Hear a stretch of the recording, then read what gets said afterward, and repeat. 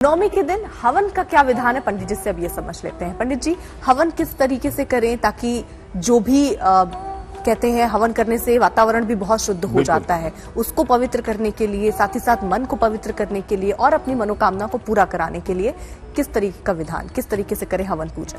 देखिए, वैसे बहुत सारे लोग अर्पिता नवरात्रि में रोज भी हवन करते हैं, उससे हमें कोई दिक्कत नहीं है। आप रोज हवन करते रहिए, वो अच्छा है। लेकिन नवमी का जो हवन होता है वो दरअसल नवरात्रि को संपूर्ण करने के लिए किया जाता है। हवन का मतलब आप नवरात्रि को संपूर्ण कर रहे हैं, नवरात्रि की पूर्णाहुति कर रहे हैं, पूर्ण आहुति दे रहे हैं। तो नवरात्रि की नवमी तिथि पर आप जब हवन करते हैं तो आपको नवरात्रि के संपूर्ण शुभ फल प्राप्त होते हैं।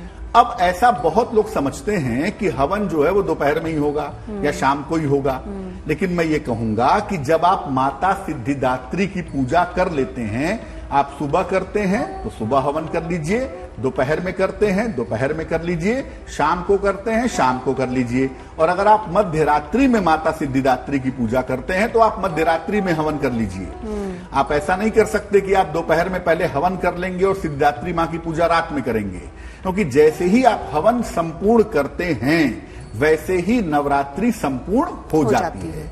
तो माता सिद्धिदात्री की जब आप पूजा करेंगे, आप हवन उसके बाद ही करेंगे। इसीलिए बहुत सारे लोग माता सिद्धिदात्री की पूजा दोपहर में करते हैं, दोपहर में हवन करते हैं, फिर भगवान राम की पूजा करके इसका समापन करते हैं। तो यानी आप ये कह रहे हैं कि जो हवन है वो आप तब कीजिए जब समापन करना हो, पहले हवन करके बाद में पूजा नहीं कर सकते, और या तो फिर बाद में पूजा करके पहले हवन, इस तरीके से कुछ नहीं, दोनों अगर साथ आप करते हैं तो ही उसका संपूर्ण लाभ आप प्राप्त कर पाएंगे। ठीक है, अब यहाँ सवाल ये कि किस लाभ के लिए किस चीज से हवन करें। पंडित जी जरा इसको भी बताइए, कौन से लाभ के लिए किस तरीके से हवन करना चाहिए? अर्पिता, देखिए, विशेष तरह की चीजों से भी हवन होता है और उसके विशेष इफेक्ट होते हैं, प्रभाव होते हैं।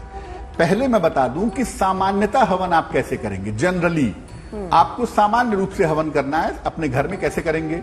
देखिए, उसका तरीका ये होगा कि आप हवन सामग्री में बराबर मात्रा में काला तिल, जौ मिला लीजिए और उसमें गाय के दूध से बना हुआ घी मिला लीजिए, और उसके बाद आप उस सामान्य हवन सामग्री से हवन कर सकते हैं। ठीक है, लेकिन जैसा कि अर्पिता जी ने पूछा कि विशेष चीजों के लिए कैसे हवन करेंगे, विशेष मनोकामनाओं के लिए कैसे हवन करेंगे।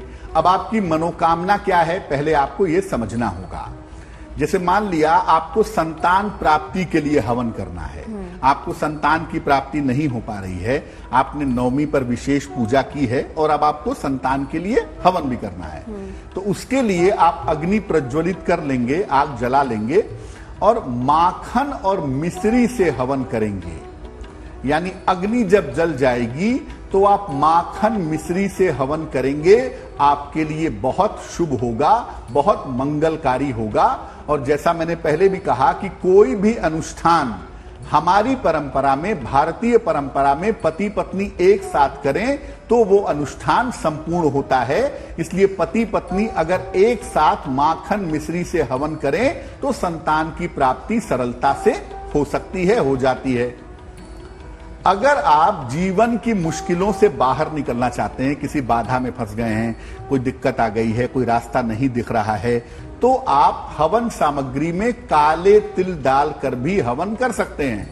जैसा मैंने आपको पहले भी बताया कि देखिए, हवन सामग्री आप बनाएंगे सामान्यतः तो उसमें काला तिल मिलाएंगे, तो काला तिल डाल करके भी आप हवन कर सकते हैं। काले तिल से किया गया हवन भी आपकी बाधाओं को निश्चित रूप से दूर कर देगा।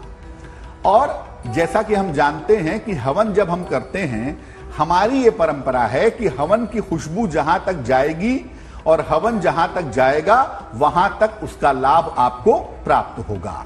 तो आर्थिक लाभ के लिए और संतान के लिए मखाने से और खीर से हवन करिए, बहुत शुभ होगा। कर्ज से मुक्ति चाहते हैं तो राई से, राई मतलब काली सरसों, काली सरसों से आप हवन कर सकते हैं। अगर आप कर्जे से बहुत ज्यादा परेशान हैं तो उससे मुक्ति पाने के लिए। संतान संबंधी बाधा है, संतान संबंधी समस्या है, तो जैसा पहले बताया, माखन और मिश्री से हवन करना अच्छा होगा। आपकी कोई बुरी दशा चल रही है, कोई खराब समय चल रहा है, तो आप केवल काले तिल से हवन कर सकते हैं। खासतौर से शनि की 7.5 चल रही है, शनि की ढैया चल रही है, बुरी दशा चल रही है, ग्रहों से परेशान हैं, कोई बहुत बुरा वक्त चल रहा है आपका, तो आप केवल काले तिल से हवन करिए।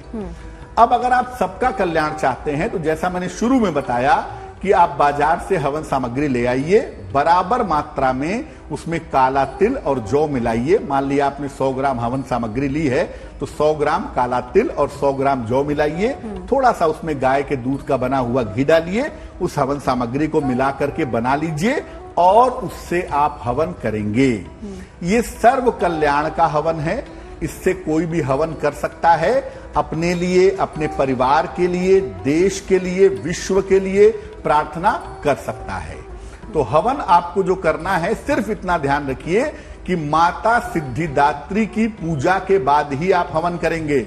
आप ये नहीं कर सकते कि दोपहर में आपने हवन कर लिया और माता सिद्धिदात्री का अनुष्ठान आप रात में कर रहे हैं। ऐसा बिल्कुल मत करिएगा, क्योंकि ये हवन संबंधित है नवरात्रि से, नवरात्रि की संपूर्णता से। इसलिए बेहतर यही होगा कि जब आप माता सिद्धिदात्री की विधिवत आराधना कर लें, उसके बाद हवन करें तो आपके लिए ज्यादा शुभ होगा।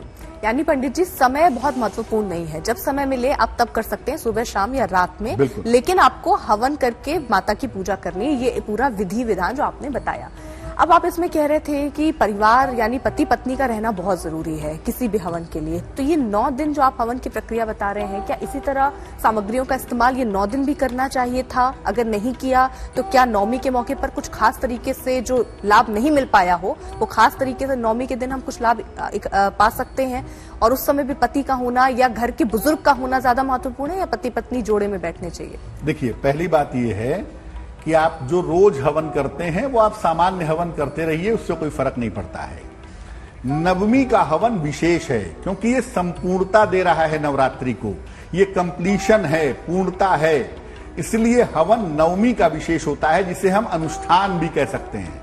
और अनुष्ठान जब भी भारतीय परंपरा में, हिंदू परंपरा में किया जाएगा, पति पत्नी का एक साथ होना आवश्यक है। मजबूरी है, पति का स्वास्थ्य ठीक नहीं है, पत्नी का स्वास्थ्य ठीक नहीं है, तो उनके नाम से संकल्प लेकर भी आप हवन कर सकते हैं या कर सकती हैं। अब मान लिया कि एक परिवार में पति पत्नी भी हैं, उनके माता पिता भी हैं, तो हवन कौन करे? तो जैसा अर्पिता जी ने कहा कि जो घर के बड़े बुजुर्ग हैं, अगर वो आपके लिए हवन करें या वो घर के कल्याण के लिए, सर्व कल्याण के लिए प्रार्थना करें, तो वो आपके लिए बहुत ज्यादा शुभ रहेगा। एक बात और समझिए, आप नवरात्रि पर जो हवन कर रहे हैं वो देवी के लिए कर रहे हैं। अब हवन के समय मंत्र भी पढ़ा जाता है। ऐसा नहीं है कि आप उठाएंगे हवन सामग्री और स्वाहा स्वाहा करते जाएंगे, नहीं, आपको मंत्र पढ़ना है। 2 तरीके के मंत्रों से आप हवन कर सकते हैं। हालांकि बड़े सारे देवी के मंत्र हैं जो इस्तेमाल किए जाते हैं। पहला जो मंत्र है वो नवार्ण मंत्र है, ओम ऐं ह्रीं क्लीं चामुंडाय विच्चे स्वाहा।